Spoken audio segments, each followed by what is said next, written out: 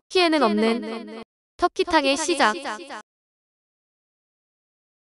매매춘 산업의 핵심은 매춘을 하는 여성으로 이 시장이 갑자기 확 커져 버렸는데 이 여성들을 어떻게 조달했느냐 하는 부분입니다. 매춘에 대한 도덕적 평가는 논외로 치고 경제적인 부분만을 본다면 매춘 시장은 상당히 특이한 구조를 가지고 있습니다. 일반인이 쉽게 접근할 수 있는 시장이 아니고 접근을 하더라도 사회적 비난을 감내해야 하고 인생 자체의 행로가 뒤바뀔 수 있는 위험한 직업이라서 범죄와 연루되는 경우가 많습니다.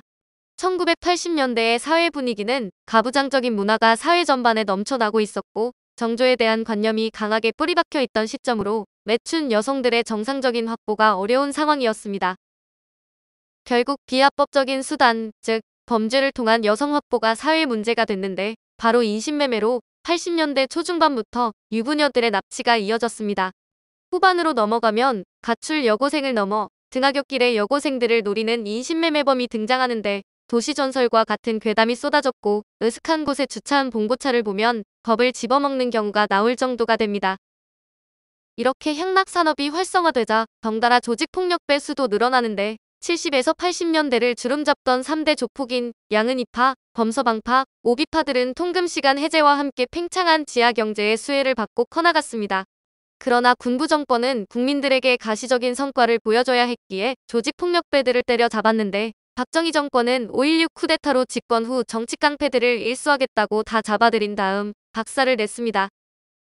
전두환 정권도 삼천교육대란 이름으로 깡패들을 두들겨 잡았고 노태우 정권 시절에는 보안사의 민간인 사찰인 청명계획이 폭로되자 시선을 돌리기 위해 범죄와의 전쟁을 시작해 씨를 말려버렸습니다. 이 시기 주목할 만한 사건은 일본의 토르코탕 국내 유입인데 국내의 터키탕이라 불리는 국적 불명의 목욕탕이 등장한 것은 80년대로 추정됩니다. 터키에는 터키탕이 없다. 터키의 전통 목욕탕에는 여자들이 넘쳐나며 이슬람 국가답게 남성 우위 사회이고 남성들이 목욕을 하면 여성들이 옷을 벗고 마사지와 함께 성적인 서비스를 해줄까요? 터키 사람으로서는 억울할 만한 일인데 터키 목욕탕에는 여자가 없고 보통 남탕, 여탕으로 나눠져 있지만 주요 관광지의 대형 욕장에서는 남녀 혼육도 가능하기는 합니다. 아울러탕도 없는데 터키의 전통 목욕탕인 하맘은 우리나라의 찜질방 플러스 사우나 개념의 목욕탕으로 뜨겁게 덮여진 대리석 방에 앉아 열기로 땀을 뺍니다. 실제로 터키탕은 세계에서 가장 건전한 목욕탕이라 불러야 하는데 하맘에서는 옷을 다 벗지 않아서 속옷은 입고 몸을 씻습니다. 혼욕을 한다는 이유도 알 수 있을 것인데 옷을 입고 목욕을 하고 목욕의 개념이 찜질과 사우나 개념이라 음란과는 거리가 있으며 대부분 남탕과 여탕을 분리시키는 경우가 많습니다.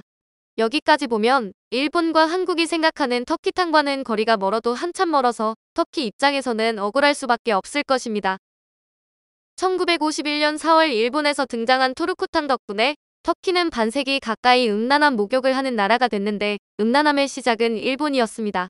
입욕 보조자가 서비스를 하는 형태인 토르코탕이 본격적으로 등장한 이후 토르코탕은 세간의 의심을 받아야 했습니다. 마사지가 아닌 다른 행위를 해준다. 손으로 욕구를 해결해주는 것은 이제 기본 서비스가 됐다. 혼방을 하는 토르코탕도 있다.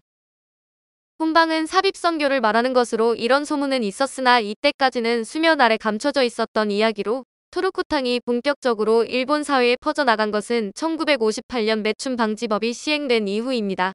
성매매가 원칙적으로 금지된 상황에서 성매매 수요가 토르코탕으로 몰려들었는데 처음에는 일본에서도 단속의 의지를 보였으나 70년대가 되면 토르코탕은 하나의 문화가 됐습니다. 손으로 남성 성기를 자극하거나 혀로 육체를 자극하는 것, 알몸으로 고객 몸을 문지르는 것, 여성 2명이 남자 손님 1명을 상대하는 2대1 서비스 등등이 모두 이때 완성되었습니다. 60년대 대중화된 이후 70년대 고도성장기에 발맞춰 일본 내 토르코탕은 서비스를 경쟁하게 됐고 그 결과 토르코탕의 기본이 되는 서비스들이 확립되고 정착되었습니다. 그리고 80년대가 되면 토르코탕은 호텔과 멘션에까지 파고드는데 한국에서도 관광호텔급이나 그 이상에서 터키탕이 운영됐었습니다. 일본에서 가장 유력한 여성 정치인 중 한 명으로 고이케 유리코라는 사람이 있는데 위안부 강제 동원을 부인하고 고노담화 철회를 주장했던 여자입니다.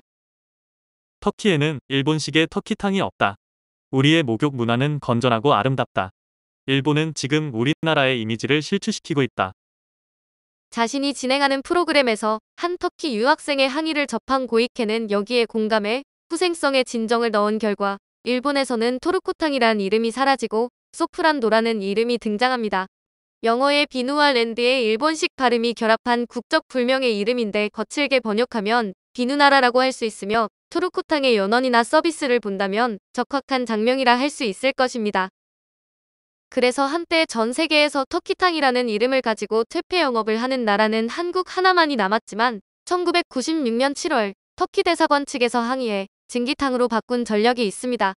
당시 주한 터키 대사관에서 대한민국 정부에 보낸 항의 서한에 터키에서 매춘구를 한국관이라고 하면 당신들 기분 좋습니까? 라고 따졌다고 합니다.